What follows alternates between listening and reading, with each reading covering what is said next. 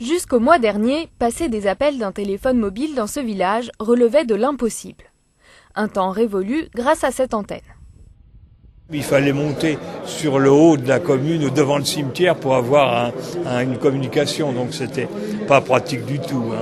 Ça peut être un frein, en tout cas, à l'emménagement. C'est certain, ça.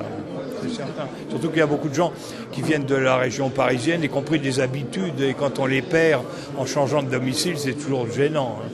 Située en plein champ, l'antenne dessert les communes de Veuilly-la-Poterie, Bussiard et Gandelus.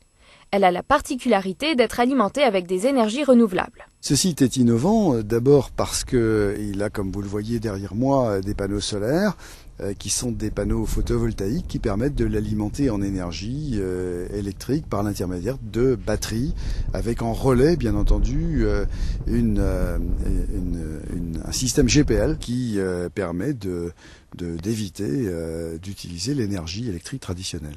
Entre 2005 et 2007, le Conseil général a investi plus de 2 millions d'euros dans 14 sites, avec l'aide de l'État, de la région et de l'Union européenne.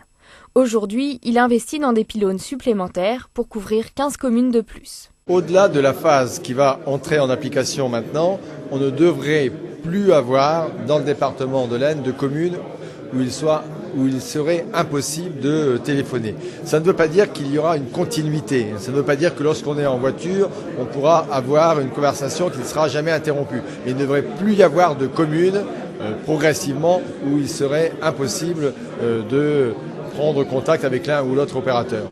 À cette fin, mais aussi pour anticiper des évolutions technologiques comme la 3G, le président du Conseil général proposera des crédits lors du vote du budget 2008.